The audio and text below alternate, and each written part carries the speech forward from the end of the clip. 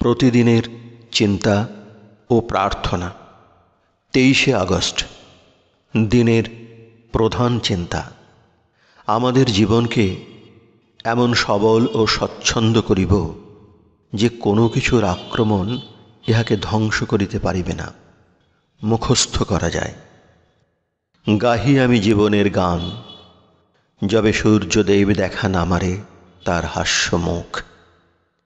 নাচি আমি হরষে আকুল গোধূলি বেলাতে, ভাসি আমি আকাশে কি এক ছন্দের হিল্লোলে। মুক্ত আমি ওগো আনন্দে অধীর। উপদেশ। ছন্দ মানে মনের সমতা। সমতা ও সংযম অভ্যাস করিয়াই আমরা নিজেদের রক্ষা করিতে পারি।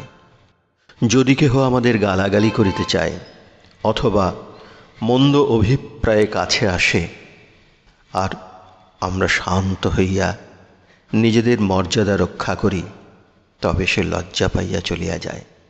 সে পারে না আমাদের আঘাত করিতে। আমাদের ব্যবহারে সে নীরব হইয়া যায়। এইভাবে কোনো কথা না বলিয়াই আমরা লোকের দুর্ব্যবহারে বাধা দিই। যতই আমাদের শান্ত ভাব ও সমতার বৃদ্ধি হয়, ততই আমরা উন্নত শক্তি লাভ করি। সকল অবস্থায় সর্বদা আমাদের মনের সমতা ও অন্তরের সূচি রক্ষা করিয়া চলিতে হইবে। প্রার্থনা। হে সর্বশক্তিমান প্রভু, তুমি সহায় হও যেন আমি আমার দেহ মনকে সুসমঞ্জস্য ও শান্ত করিয়া রাখিতে পারি। তুমি আমাকে এমন সাহস দাও যে দুর্বলতা কখনো আমায় বশীভূত করিবে না। এমন আনন্দ তুমি আমাকে দান করো যে তাহা কখনো বিষাদে আচ্ছন্ন হইবে না।